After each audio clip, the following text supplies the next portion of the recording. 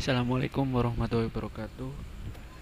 Di sini saya akan membahas sedikit dari jurnal Current Research and Future Development Trend of Intelligent Robot Review yang dibuat oleh Tianmi Wang, Yao Tao, Bui Liao. Kita masuk ke pengertian robot cerdas. Robot cerdas adalah sistem permesinan yang memiliki peningkatan komprehensif dalam persepsi pengambilan keputusan dan kinerja dibanding dengan robot tradisional, serta dapat mensimulasikan perilaku, emosi, dan pemikiran manusia. Dari perspektif lingkungan, robot cerdas dibagi menjadi tiga, yaitu robot industri, robot layanan, dan robot khusus. Robot industri adalah robot yang memiliki multi-joint manipulator atau multi derajat kebebasan untuk di bidang industri.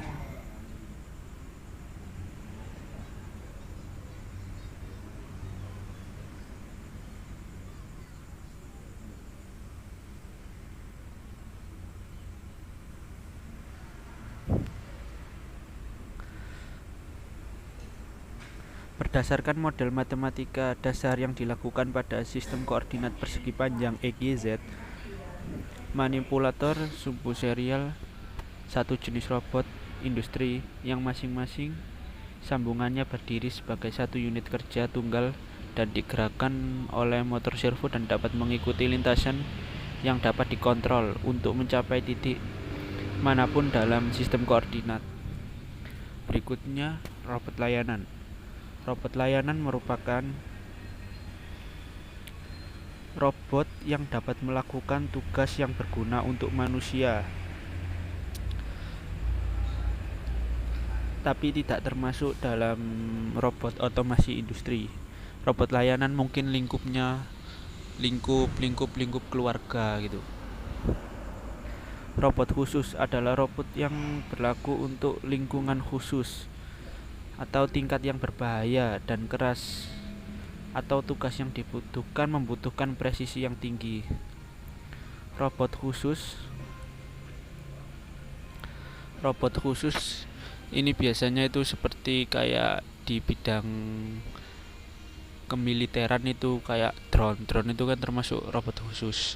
Terus robot pemadam kebakaran api di hutan dan lain-lain. Oh iya, sama robot ekspedisi bawah laut, kayak mantau buat apa yang ada di dalam bawah laut sampai beberapa dalamnya gitu kan. Manusia kan terbatas kalau masuk ke dalam laut. Nah, dalam tugas eksplorasi bawah laut biasanya menggunakan robot AUV atau ROV. Setelah itu, dalam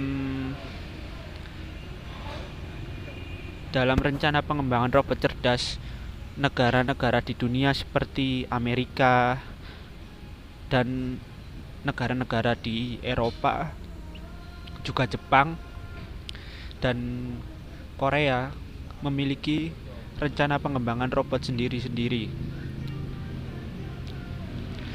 Dimulai dari Amerika.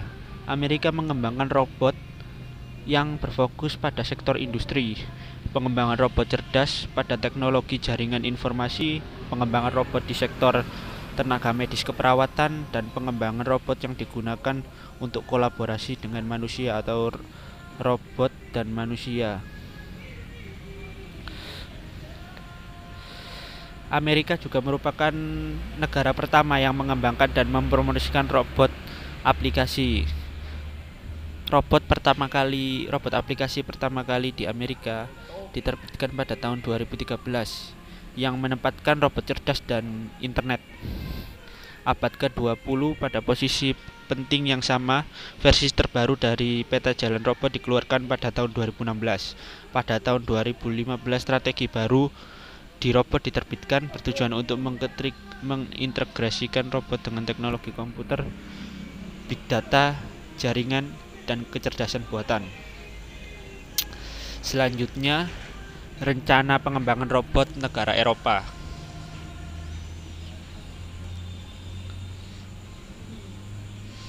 Rencana pengembangan robot di negara Eropa dimulai pada tahun 2014, didanai oleh Komisi Uni Eropa dan Asosiasi Robot Eropa UI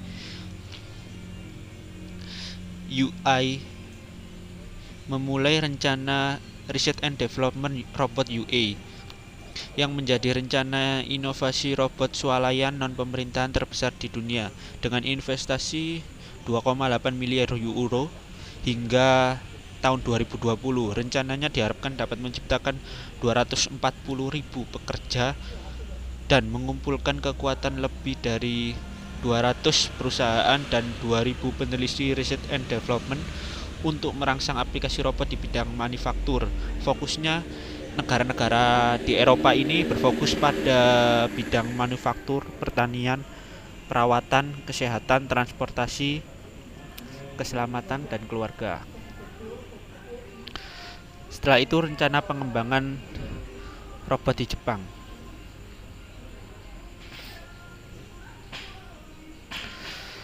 Pemerintah Jepang berencana untuk memanfaatkan sepenuhnya potensi industri robot pada bulan Juni tahun 2014. Strategi revitalisasi Jepang Strategi baru di robot diterbitkan, bertujuan untuk mengintegrasikan robot secara mendalam dengan teknologi komputer, big data, jaringan, dan kecerdasan buatan dengan maksud untuk meluncurkan revolusi industri baru yang didorong oleh robot. Fokus dari negara Jepang ini adalah mengembangkan di sektor ekonomi nasional, manufaktur, tenaga medis, keperawatan, keselamatan, keperluan rumah tangga. Setelah itu, rencana pengembangan robot Republik Korea. Republik Korea memandang robot cerdas sebagai salah satu dari 10 mesin industri untuk memfasilitasi pertumbuhan ekonomi nasional di abad ke-21. Pada tahun 2012, pemerintah meluncurkan strategi robot masa depan pada tahun 2022 untuk 10 tahun ke depan dengan rencana investasi 350 miliar won untuk memperluas 10 kali lipat industri robot, dan investasi itu saat ini bernilai sekitar 2 triliun won menjadi 25 triliun won pada tahun 2022. Korea berfokus untuk di bidang pertanian, transportasi, kesehatan medis, pendidikan, hiburan, dan militer. Pengembangan robot cerdas.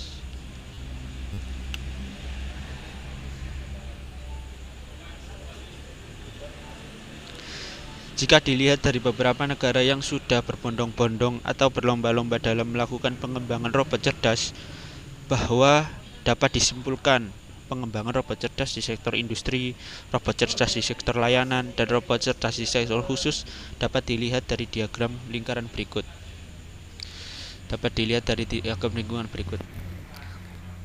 Di sini menunjukkan bahwa pasar robot dunia didominasi oleh robot industri.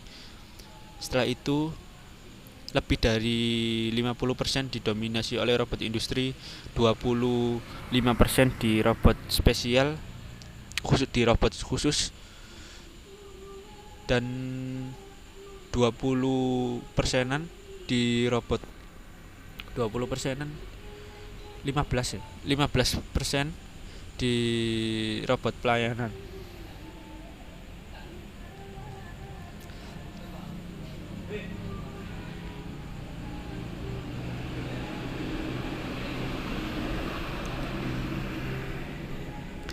Penelitian teknologi dan status aplikasi robot industri cerdas. Robot industri cerdas ibarat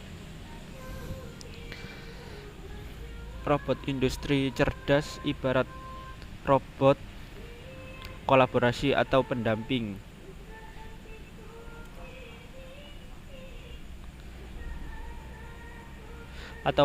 bagi manusia di dalam dunia industri. Robot dapat digunakan untuk pengumpanan bahan, mesin pengontrol, pengemasan, dan bahan pemrosesan. Robot industri dapat beradaptasi dengan lingkungan yang berubah-ubah dan unggul dalam produksi, berukuran kecil dan multivarietas di bawah dukungan sistem pemosisian robot. Sementara itu, mereka dilengkapi dengan program terpadu, kontrol servo, presisi, sensor inframerah dan pendeteksi wajah, dan lain-lain. Berikut merupakan contoh dari aplikasi robot industri. Rata-rata perusahaan manufaktur, terutama mungkin di bidang pengelasan, sudah banyak menggunakan robot-robot industri seperti ini dengan multi join.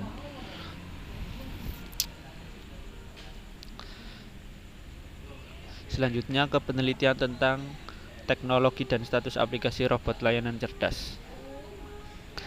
Di bidang robot layanan cerdas, salah satu contohnya yaitu robot keperluan rumah tangga, dapat berfungsi sebagai pembersih, asisten keluarga, dan pembantu rumah tangga. Robot ini dilengkapi dengan kecerdasan tertentu dan dapat menyelesaikan tugas seperti navigasi, penginderaan, rintangan, dan perencanaan jalur. Ada juga robot pendamping cerdas seperti milik Cina yang dinamakan Ainemo. Ainemo dapat membantu mengantarkan barang, merawat orang tua dan anak-anak, serta memberikan layanan pengingat keamanan. Untuk di Indonesia baru-baru ini robot layanan itu dibuat ITS untuk pelayanan rumah sakit di UNER. Ini bedanya.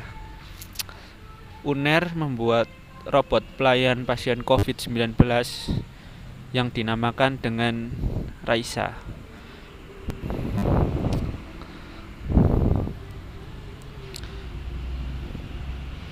Seperti ini aplikasi bentuk robotnya.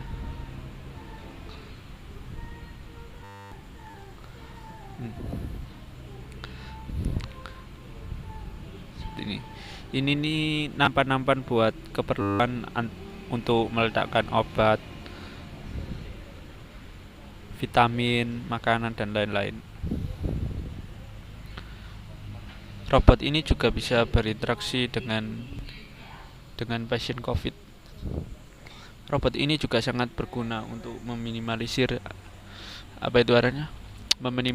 resiko perawat untuk mendekat ke pasien COVID. Setelah itu masuk ke penelitian robot khusus.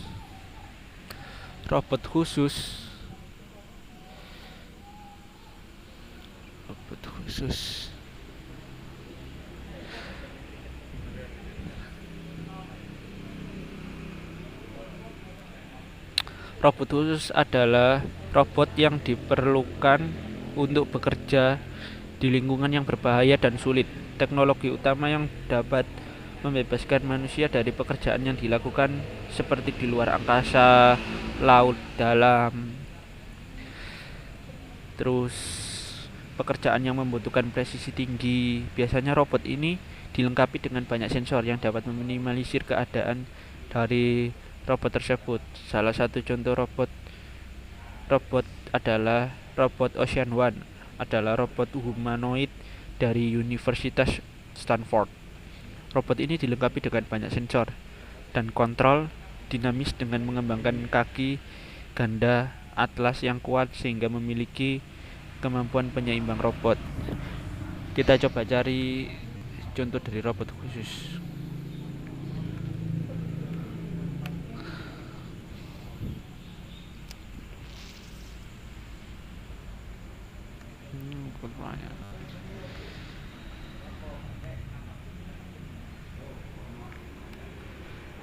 Robot militer.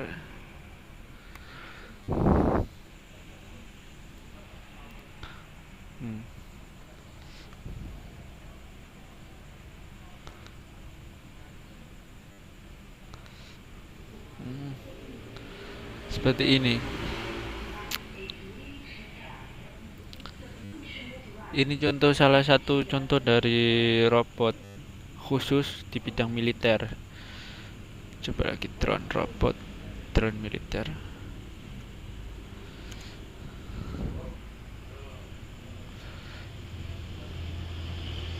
Nah, robot drone militer, drone kan robot tanpa awak. Jadi untuk resiko kematian prajurit akibat tembak atau apa akan diminimalisir.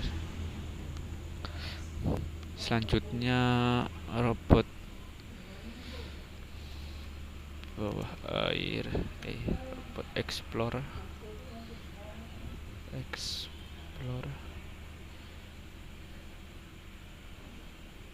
robot explorer.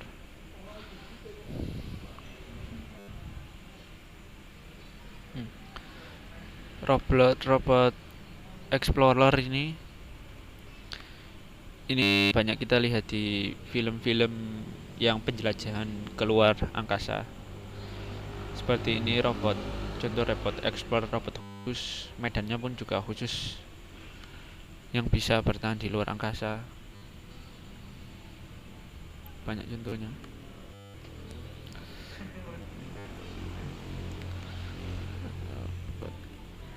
Bawah air.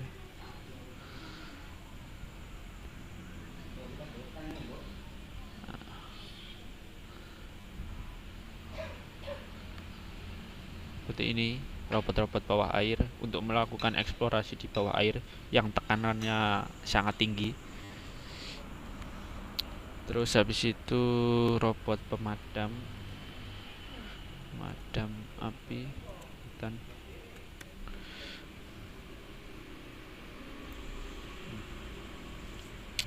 Seperti ini.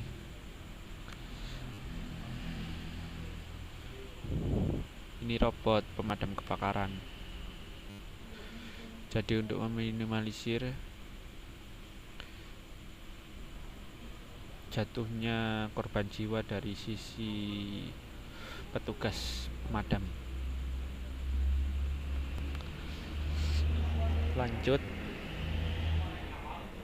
ke teknologi utama robot cerdas.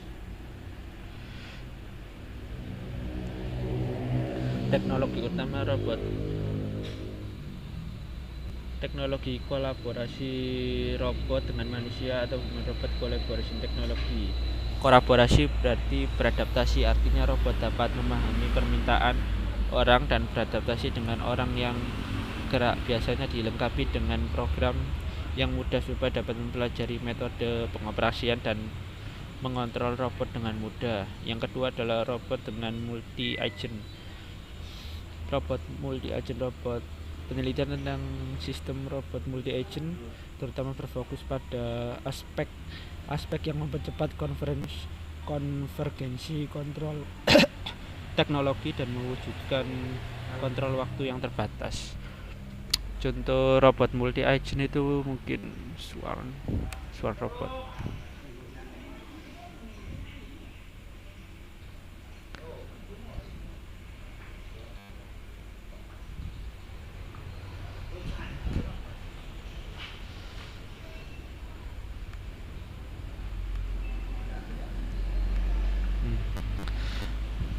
Robot Swarm adalah pendekatan untuk koordinasi beberapa robot sistem yang terdiri dari sejumlah besar robot fisik sederhana. Seharusnya perilaku kolektif dan robot Swarm ini biasanya robot yang kecil-kecil gitu, saling bertukar informasi. Robot ini terinspirasi dari, kalau yang saya baca itu dari kayak koloni semut. Semut, kalau ada satu semut yang dapat kayak dapat tempat makanan atau apalah, semut itu akan memberikan informasi ke semut-semut yang lainnya agar bisa menuju ke sana, atau bisa mungkin di robot ini bisa menyelesaikan tugasnya dengan cepat gitu. Jadi robot ini menyebar, kalau udah dapat titik fokusnya apa yang mau, misi yang mau diselesaikan, robot itu akan langsung berkerumun ke misi tersebut dan menyelesaikan misi tersebut.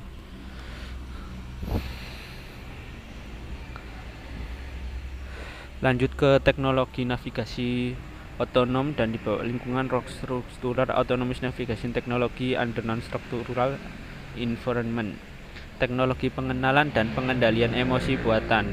Teknologi pengendalian emosi meliputi teknologi pengenalan ekspresi wajah berdasarkan visi mesin dan menganalisa perasaan emosi manusia dengan menangkap perubahan otot wajah manusia dan pengenalan ucapan otomatis dan teknologi pemrosesan bahasa alami. Biasanya dalam kasus ini tuh kayak robot pelayan banyak menerapkan pengenalan emosi dari suara wajah dan mimik wajah, suara dan mimik wajah.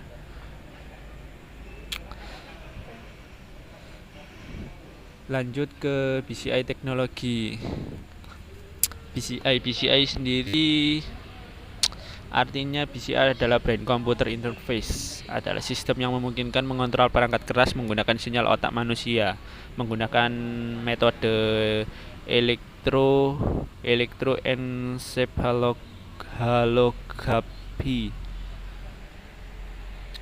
bahwa perintah dari otak manusia dapat langsung ditransmisikan ke terminal mesin yang ditunjukkan dengan mengumpulkan, mengenali dan mengubah aktivitas listrik, sistem syaraf dan sinyal karakteristik. Manfaat, kita langsung ke manfaat.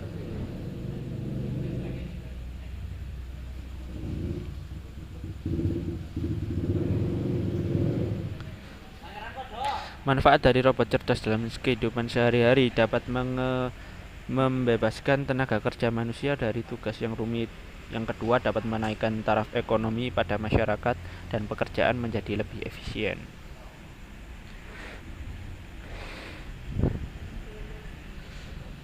Kesimpulan, dengan pengembangan perangkat keras cerdas dan teknologi kecerdasan buatan, robot cerdas telah mencapai kemajuan luar biasa